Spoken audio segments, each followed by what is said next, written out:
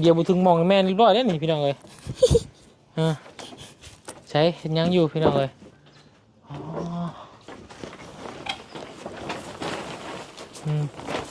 โอ้ยอันนี้แม่นเพดานเล่าพี่น้องเลยเนาะเพดานเพดานเพื่อนน้องบุ๊ดก็ยันเด้ใช้บอลได้เข็นไว้นี่ ดู เคยมาหอดชาติเถื่อได้นี่พี่น้องเลยเนาะโอ้กล้าไปบ่อนพอต้องจัดให้น้องบุ๊ดเจ้าหน้าจุโลกอ่ะฮะ67โอ้ยุ่มวะเลยจับยองเอาเลยเนาะนี่พี่น้องเลยเนาะคน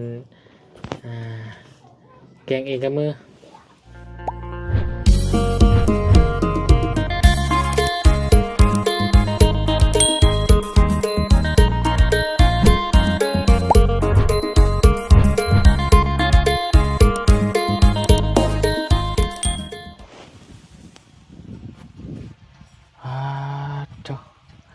วิวทิวทัศน์สายน้ำลำธารหวยห้องคองบึงนี่แมนเซ่พี่น้องเลยเนาะน้ำเซ่ที่ว่าไหลมาจากปูแหละพี่น้องเลยเนาะลงมาจากทางเวียดนามลงสู่พูดแหละพี่น้องลงเรือไปสุดสายก็คือแม่น้ำคลองพูดแหละพี่น้องเลยเนาะจากสิพิสุทธิ์อยู่ไสเนาะเซ่นี่คือสิยาวไกลอยู่พี่น้องเลยที่ทำทางเจ้าบ้านเจ้าถิ่นเป็นก่อนพี่น้องเลยเนาะเพิ่นเคยล่องเรือขึ้นไปสุดในหอดใสลงไปสุดในหอดใสบ้านใดเนาะขบวนการยังบ่เคยลงมาสถานที่บอลนี่เคยลงแต่บอลทุ่นพี่น้องเลยทางหนองหัวหนองจำพาลงแต่ว่าสถานที่บอลนี่แมนทางหนองบุตรเนาะที่คอยตักน้ำตักในขึ้นไปคดพักคดหญ้าพี่น้องเลยน้ำบกลงเท่าไรแห้งสูงเท่านั้นเนาะตามเรียบตลิ่งชันแห้งอะไรพี่น้องดิจนหอดทางหอดดินดานนี่ลงไปนี่จะหอดเจ้าน้ำมาด้านน้องจันนี่น่าจะเลิกกว่านี้อีกเนาะนี่สักประมาณสูงขึ้นไปในห้องละ30 เมตรเรียกว่า20 เมตรตามมึงเนาะแต่นี่พี่น้องเลยเนาะมาเบิ่งตัวจริงเนาะบ่เคยลงมาทานี่จักเทื่อพี่น้องเลยเห็นมื้อนี้ทางถือโอกาสน้องจันเพิ่นพาลงมาเนาะเพราะว่าลงมาล้อถ่าเนาะทางทางเสาเนาะคนมาส่งเสากำลังเดินทางมาพี่น้องเนาะทางหลวงจันทร์เพิ่นลงมาถ่ายอยู่อันนี้จักหน่อยพี่น้องจะขอขึ้นไปเบิ่งน้ำกันเนาะ เอาก่อนอื่นนะพี่น้องเด้อขอกลับทักทายสบายดีพ่อแม่พี่น้องเบิดสุขุสุขคนเด้อสบายดี FC ผู้ใหญ่ใจบุญเบิดทุกท่านยินดีต้อนรับเข้าสู่ช่อง YouTube ปาบุญสารวันพี่น้องเลยเนาะขอบคุณขอบมุกขอบใจพ่อแม่พี่น้อง FC เบิดสุขุสุขคนเด้อที่ให้เกียรติติดตามนะครับชมเป็นกำลังใจกับปาบุญสารวันแล้วก็ขอบคุณขอบมุกขอบใจทางพ่อบุญทงที่ไว้เนื้อเชื่อใจไว้กับปาบุญเป็นสะพานบุญให้อีกครั้งหนึ่งเพื่อสร้างเนาะบ้านให้กับน้องบุตรแต่กะติดตามมาดูกันเนาะว่าสิได้ซำใดพี่น้องเลยเนาะก็หลายผู้ทุกคนเชียร์อยากให้ทางทีมงานหรือว่าบุญสารวัตรนี่ซอยทางน้องบุตรจนเรื่อยจนทั่วเด้อจนได้ขึ้นอยู่นอนบ่ได้พี่น้องเลยเนาะขอบคุณกันในนามสะพานบุญพี่น้องเลยกะเฮ็ดหน้าที่ตัวเองให้เต็มที่เนาะเฮ็ดก็เฮ็ดตามงบประมาณเนาะถ้าจะให้แล้วทั่วนี่กะบุญก็อยากซอยเพิ่นอยู่ห่างจะเอาเงินมาใช้พี่น้องเลยเนาะกะบ่จักสิจุนเจือในครอบครัวแน่บ่จักสิหลายอย่างเนาะในครอบครัวก็ได้พี่น้องเลยเนาะเลี้ยงน้องเป็นเนื้อกับพ่อแห้งพ่อชิ้นใหญ่เนาะวันนี้ตกแล้วป่ะเอาเมื่อนี้พี่น้องจะมาถามน้องจันเพิ่นพี่น้องเลยเนาะขออนุญาตนิดไม่เนี่ยเมื่อวานนี่เขาถ่ายคลิปเมื่อวานนี่เขาไปอ่านคอมเมนต์อยู่ป่ะคอมเมนต์ไปไหนลืมได้เพราะว่าหลายคนละคนกะย่องน้องจันพี่น้องงามธรรมชาติเนาะบ่ต้องตกแต่งพอแท้โอทามเนี่ยเคยทาแป้งอยู่บ่จะทาแป้งธรรมดาแบบว่าไปงานเป็นยังไงทาเนาะโดยทาแต่กันแดดกันแดดน้องเพื่อนนี่แบบไปงานหน้าเกี้ยงหน้าใสพี่น้องเลยเนาะบ่เคยคล้ายๆคือคนบ่ได้ใช้ครีมทั้งยังนะเนาะธรรมชาติเนาะ ธรรมชาติพี่น้องเลยเนาะธรรมชาติต้องโทษ น้องจันเคยเลาะขึ้นไปเทิงนี่ใกล้สูงสุดสำหรับ ค่ะบ้านดุงบ้านดุงน้อย บ้านดงน้อย โดยแบบว่าไปซ่อนหอยดิ บ้านดงน้อยนี่ก็จะเป็นบ้านของอ่าบ่าวยังก่อนบ่าวบุญเฮงที่ทั้งบ่าวบุญกับลุงจันทร์ไปส่งเพิ่นอยู่ท่าแขกนะพี่น้องนะที่ถือพอทั้งพอเฒ่าไม่เฒ่าไรนี้นั่นแหละเนาะถึงบ้านดงน้อยขึ้นไปนี่คือสิแมนไกลเติบบ่ ก็บ่ได้แก่ น้องขึ้นแบบใด พายเหือ พายเรือ โดย พายมือนี่ โดย เอ้ามันน้ำไหลมันขึ้นได้บ่ ขึ้นได้ น้องเคยพายเองหรือบ่ เคย อ๋อขึ้นไปยังห้ายัง หาซ่อนหอยแล้ว ห้า ก็ ซอนหอย ซ่อนปลา อืมโอ้เบิ่งก็สิเมื่อยเติบแล้วเนาะ พายสู่น้ำเนาะ โดยแล้วก็ไปหาพักนี่ อืมแต่ลงไปนี่ฮอดใส่ อืมฮอดจักห้วยหยัง อืม ค่ะอันนั้นมันต้นนั่นเด้ อ่าอืมยามแรงนี่บกฮอดใส่บกไอ้แบบย่างขามได้บ่ขึ้นสีด้านทาง ได้ นี่ มี โอ้ ประมาณซ้ำนี้ เออหากบ่เคยบกแห้งเลยบ่ บ่เคย บ่เคยเนาะก็มีแต่อาศัยเซนี่แหล้วเนาะเพราะได้อ่าไว้อาบน้ำแน่เนาะ โดย ไว้ใส่ไว้โคตรพักโคตรหยาพี่น้องเลยอ๋อบุญฮู้แล้วพี่น้องเลยที่เพิ่น ปลูกบ่ได้นี่เพราะว่ามันเป็นดินอันนี้เนาะบ่แม่นดินทรายจ้าบ่แม่นดินต้มบ่แม่นดินทรายนะพี่น้องเลยบ่คือแถวห้วยห้องเซบ้านเฮาอันนี้แบบเป็นดินดานเนาะตรงนี้นะป้านี่ทรายเจาะเพิ่นยังเจาะลงได้เนาะ เป็นดินดานแห้งคักเลยพี่น้องเลยอ๋อที่ว่าน้องจันมันก็เกิดมาก็เห็นเซแล้วเนาะ โดย อาบน้ำแล้วเนาะ โดย จนใหญ่เป็นสาวแล้วพี่น้องเลยเนาะเอามื้อนี้ก็สิให้ทางน้องจันเพิ่นมาเบิ่งเสานํกันเนาะ โดย ดีใจบ่เห็นน้องบุตรเพิ่นสิ ดี ได้ ใจ เนาะอยากให้เพิ่นมีเนาะ โดย เราก็เอาง่ายๆบ่มีคนหาหั่นน่ะเนาะคือเขาพ่อเจ้าแล้วมีแต่ผู้หญิงพี่น้องเอ้ย ผู้ชายเป็นเสาหลักกะพอกระเท่าแหละเดี๋ยวติดตามเบิ่งรุ่นเบิ่งนำกันว่าเสากำลังมาใกล้จะฮอดแล้วเดี๋ยวไปเบิ่งนำกันอีกทีหนึงเนาะแต่ก่อนอื่นเดี๋ยวลงไปล้างมือจักบาทด้วยเนาะลงไป เย็นแหง เย็นๆเนาะไปน้องจันพาเอาลุง FC เพิ่นเลาะเบิ่งน้ำเซ่หน่อยจักหน่อยเนาะ โดย ขึ้นไปเทิงพี่น้องเอ้ยน้องหัวกำลังต้มอีหยังแหละถาไม่นุ่มอยู่ว่าซั่นพี่น้องเอ้ย เพิ่นกำลังเฮ็ดอยู่เฮ็ดกินอยู่ว่าซั่นเมื่อกี้ก็น้องเพิ่นก็ต้มมีให้กินบ่มีหยังมาฝากมาตอนแล้วก็บ่มีต้มมีให้กินพี่น้องเอ้ยโอ้ยต้องมีอย่างใดอย่างหนึ่งให้กินนะบ่เพิ่นอาบที่แท้น่ะอาบอยู่นี้เนาะ โดย อืมอ๋อฮอดลุ่มระบาดพี่น้องอ๋อนี่บ่เพิ่นอาบน้ำเนาะ โดย อันนี้เพิ่นพายมาแล้วพุ่นเนาะอยู่พุ่นลุมนะผู้หญิงนะเนาะ ผู้ชาย ผู้ชายวะ ผู้ชายเด็กน้อย เก่งเลย สิคอลองพาย นี่ สิพาตัวใดจะพาตัวใด พายแบบเข้าหันผู้หญิงหรือว่าผู้ชาย เขาจะขึ้นมาพี่บ่ แม่นพอยิง เขาเย็นขนาดนี้เลยโอ้น้ำเย็นเด้อพี่น้องเด้อน้ำเซ่เพิ่นเอิ้นเซ่หยังนี่เนาะ เซซื่อ น้ำเซ่ซื่อๆยังเพยเหียนี่เนาะ ๆเย็นบ่ เย็นโอ้พออาบอยู่ดิเนาะ โอ้ยยามหนาวนี่จนบ่กล้าอาบ ยามหนาวนี่ต้นตุ้ยแรงมากเลยเนาะนี่ดังไฟอยู่นี่ โอ้ผูกคนพายขึ้นมาเลยพายได้เฉยเนาะตรงหน้ามันคือที่แห้งเฮ็ดหยังอาบน้ำบ่ บ่มีขามมาบ่ได้บ่ กับ หนาวบ่หามือแล้วบ่ดาบ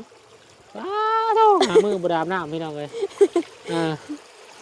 อันนี้คนพายมาเนาะคนบ้านเจ้าป่ะ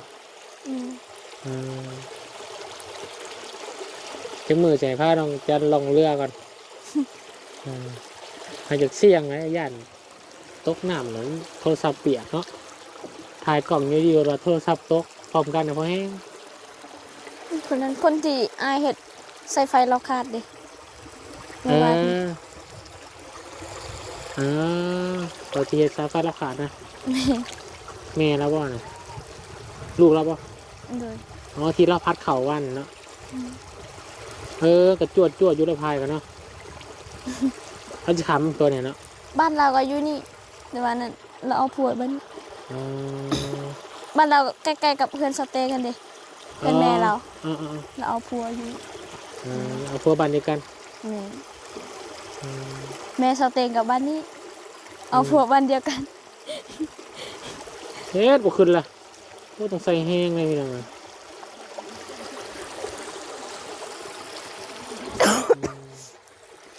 สิพายได้บ่ เราบ่ขามมาทำเนาะโอ้ยำไล่ไปน้ำหนักในตรงจันทร์บ่กล้าดอกค่ะ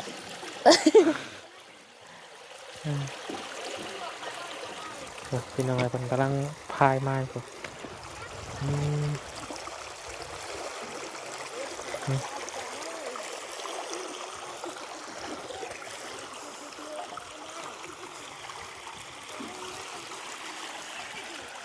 ตัวมาทำเนาะ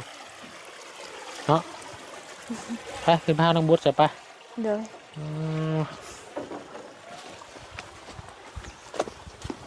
อึบไปขึ้นเสือมั่ม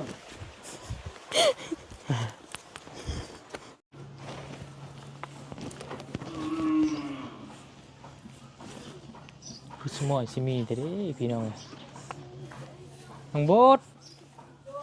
คือได้ยินเสียงคือได้กินเนาะได้กินข้าวเบื่อเนาะ เดี๋ยว เอ้าอยู่เพื่อนบ่คือสมอยสิมีแท้ฮะเฮ็ดเสียงอยู่ว่าสิว่าชูหุงข้าวคือได้กินคือกินแกงกินหยังบ่แกงหน่อไม้โอ้แกงแล้วแหละว้าวพอได้กินพี่น้องเนาะข่อยเราไปลงถ่ายทำให้พี่น้องเบิ่งอยู่ทางริมเซมาตามกินพี่น้องโชยมาใส่หูดังที่แท้มาจากเพื่อนน้องนี่เองพี่น้องเลยเนาะแกงหน่อไม้ว้าวโธ่ขึ้นมาเบิ่งปะตากล้องน้องจำเป็นตากล้องให้พี่น้องเลยโอ้เขาตอกกันเนาะขออนุญาตเด้อตุ๊ดโอ้เดี๋ยวบุถึงมองแม่นเรียบร้อยแล้วนี่พี่น้องเลยใช้เห็นยังอยู่พี่น้องเลย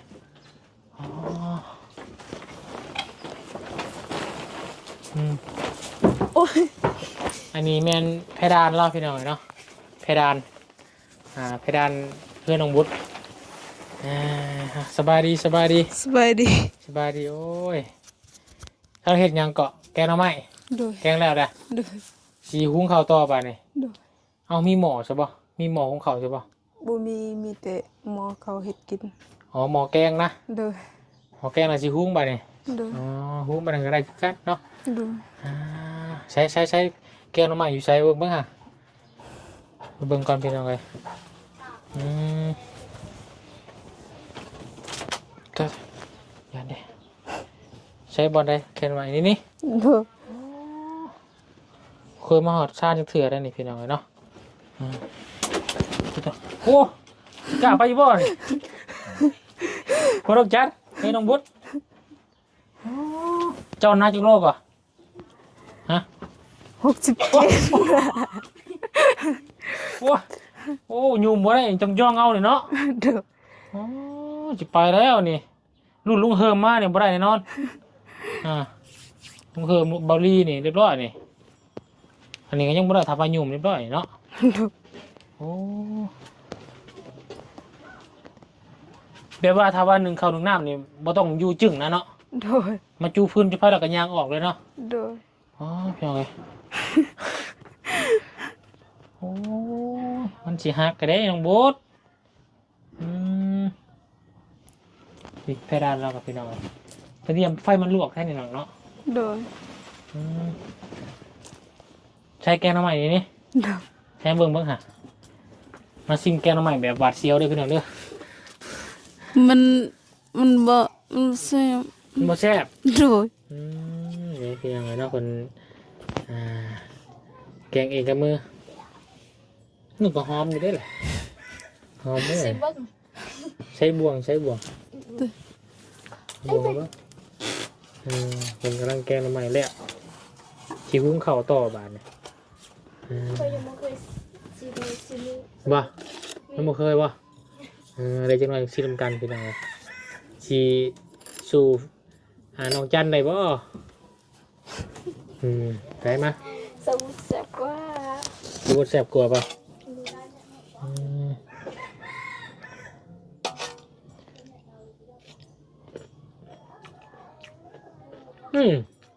โอเคล่ะ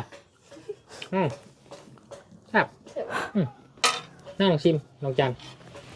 ลองชิมเบิ่ง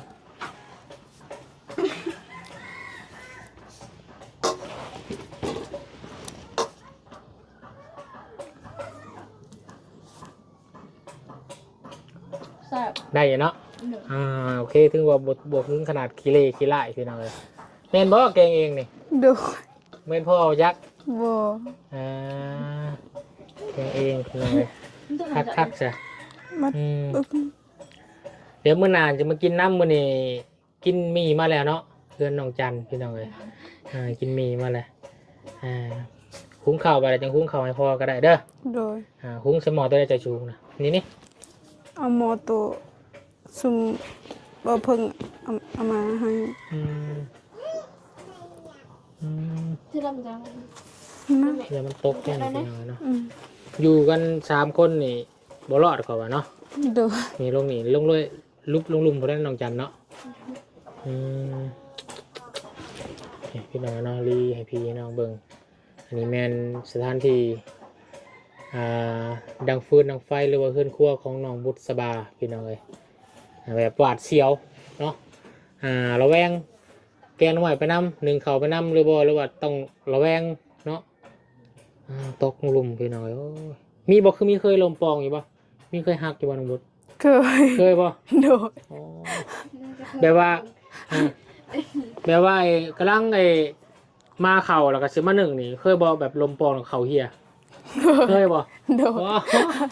เพราะว่ามันต้องเคยอยู่แล้วเป็นยังไงเนาะ โดย หรือว่าย่อพระเข่าพระน้ำกำลังสิไปกินเนาะ โดย ตั้ม เพราะว่าไม้นี่มันหักไวเด้ เวลามันน้ำ แม่นมันหลายปีเลยไม่ตะพากถึงน้ำมันทักไว้หลายปีเลยพี่น้องโอ้ยเนาะตนละพ้นในกายย่างพ้นกระพะนี่เนาะ โดยดักยังไงเอ้ยดักยังไงเนี่ยดักยัง อยากบ่ บ่แทน น้องจันก็เคยมาเล่นน้องนบุตรตลอดอยู่บ่อยู่เพื่อนนะเคยมาอยู่เนาะเดินมาสู้นะพี่น้องแต่ว่าสู้อะไรแต่ว่ามันกับว่ามีทันทีเขานั่งเล่นบันไดเนาะหนึ่งมาเพื่อเราตำพี่น้องเลยนะคือใส่ตุ้นกับตำเลยสองมาก็คือพี่น้องเห็นนี่แหละเนาะมันมีวันชนวันเศร้า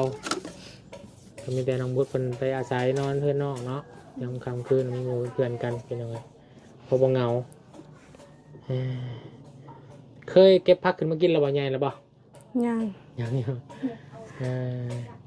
เอาไปใส่ขวดเชียวที่บ้านนี่น้องจันเลยโอ้ยังนั่งดน